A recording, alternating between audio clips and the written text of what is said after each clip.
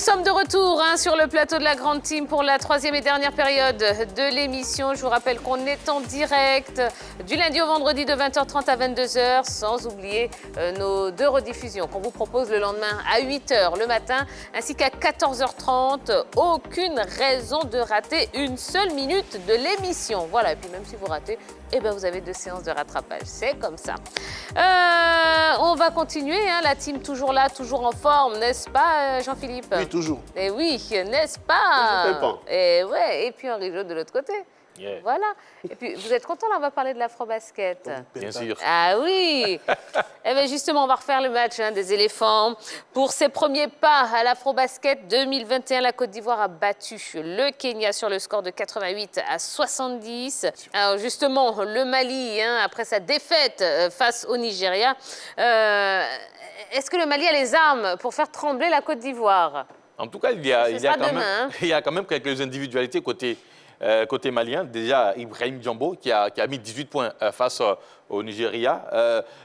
En amical face à la Côte d'Ivoire en 2019, ce même joueur a mis 8 points, donc c'est un bon joueur. Puis face au Nigeria, quand même 3 joueurs à 11 points, notamment Benke Diamoura, Sirema Kanouté et Mamadou Keïta. Donc voilà, des joueurs quand même qui, à eux 4 peuvent quand même créer d'énormes difficultés à cette équipe ivoirienne. Collectivement, ils ont été bons face aux Nigériens puisqu'ils ont tenu tête lors de la première partie, tout comme l'ont fait les Kenyans face à la Côte d'Ivoire. Ils ont tenu tête devant les Nigériens. Donc c'est une équipe à prendre au sérieux. Mais la stat qui peut permettre aux Ivoiriens d'espérer, c'est que depuis le 15 septembre 2018, le Mali n'a gagné aucun match, que ce soit amicalement, que ce soit des matchs officiels. Ils n'ont gagné aucun match. Donc c'est une stat qui peut quand même permettre aux Ivoiriens d'espérer. Là, René l'a dit, concernant l'équipe de la Côte d'Ivoire, c'est une équipe constituée de jeunes joueurs qui, pour la plupart, n'ont jamais joué cette compétition. Il a dit tout à l'heure, il y a quand même assez de nouveaux. C'est vrai qu'on a vu certains anciens Solo Diabaté, comme il s'appelle, Stéphane Konaté, ainsi de suite. Pas fait ça. Mais il y a quand même des jeunes. Donc moi, je regarde par rapport à cette équipe du Mali, est-ce que là-bas, il y a plus de garçons avec plus d'expérience? La différence doit se jouer surtout avec la profondeur du banc. Henri Joël a cité 4 joueurs. Est-ce que les Maliens, au niveau de l'ensemble de leurs joueurs, ils auront la capacité de pouvoir suivre au niveau du turnover? Ça va être la clé du match à mon sens. C'est un derby ouest africain, donc on sait que tout derby est une rencontre assez chaude quand même. Et je crois que les éléphants, avec ce qu'ils nous ont démontré face au Kenya, ils ont su élever leur niveau de jeu lorsqu'on est passé au 3e et au 4e quart-temps. On espère que face au Mali, ce sera pareil, mais on espère aussi qu'ils vont bien entamer la rencontre parce que Henri Joël l'a dit, l'équipe a démarré difficilement la première rencontre face au Kenya. C'était à 2 points le premier quart-temps. Le deuxième quart-temps, on l'a perdu. Donc ça veut dire qu'il faut rester concentré. Il ne faut pas laisser l'adversaire prendre l'avance lors des 2 premiers quart-temps parce qu'on a le sentiment que notre équipe monte en puissance au fil des quart-temps. Donc je crois que quand on va jouer le match face au Mali, il faut tout de suite bien rentrer dans la rencontre, rester concentré, assidu, multiplier et répéter les efforts. Parce que, je veux dire, à valeur intrinsèque, nos joueurs quand même montrent beaucoup plus de qualité, de technicité et surtout jouent beaucoup plus collectif que l'équipe malienne. Je crois que si on reste dans cette dynamique, dans cette configuration, il n'y a rien de tel qu'on ne puisse pas s'imposer face aux Maliens lors de cette rencontre. Non, moi, je n'ai pas trop d'inquiétude Allez, rapidement, oui. face à cette équipe malienne.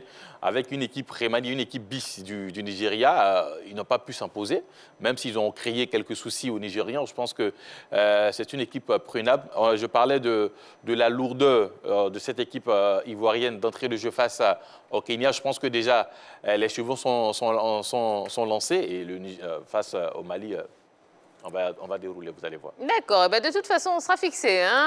Pas plus tard que demain. Donc, le match Côte d'Ivoire-Mali, ce sera à 16h. Ce sera diffusé sur la 3, en espérant qu'il n'y ait pas de problème satellitaire cette fois-ci. Mais bon, en tout cas, on va prier tous nos dieux pour qu'on puisse vous diffuser la rencontre. Voilà. Allez, avant de refermer cette édition de la Grande Team, vous savez qu'il y a eu le tirage au sort de la Ligue des Champions. On va en parler rapidement. Voilà, je vous donne les tirages, les différents groupes. Alors, le groupe A, Manchester City, Paris Saint-Germain, Leipzig, Club Bruges. Groupe B, Atlético Madrid, Liverpool, Porto, Milan AC.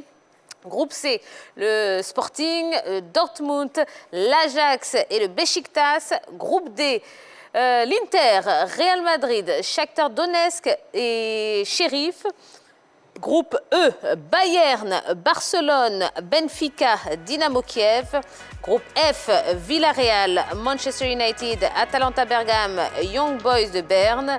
Groupe G, le LOSC, Séville, Salzbourg, Wolfsburg. Et enfin, le groupe H, Chelsea, la Juventus, le Zénith Saint-Pétersbourg et Malmö. Allez, rapidement, parce qu'on reviendra dessus beaucoup plus en profondeur demain. Rapidement, première réaction comme ça. Jean-Philippe. Groupe B, magnifique groupe. On a des groupes avec quand même de très belles affiches à venir. On a des groupes également qui sont un tout petit peu, à mon sens, un peu équilibrés, mais dans le milieu, parce qu'en Ligue des Champions, il n'y a pas de niveau bas. Voilà, sinon à part ça, je vois quand même assez d'équilibre. D'accord. Il y a des retrouvailles. Bayern-Barcelone. Oui. Ça nous rappelle un 8-2. Ensuite, Bonsoir, Ballot.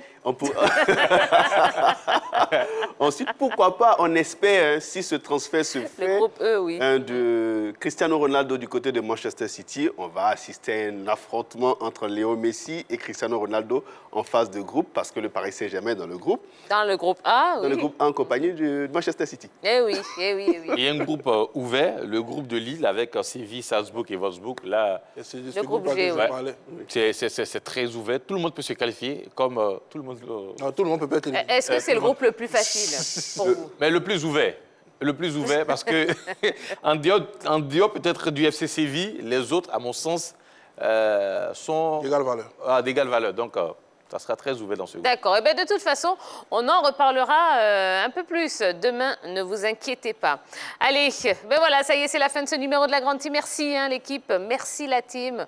Vous avez été au top comme tous les soirs. Merci à vous, téléspectateurs, pour toute cette interactivité, tout cet amour, tous ces jolis messages que vous nous envoyez sur la page Facebook de la 3. On vous embrasse très, très fort.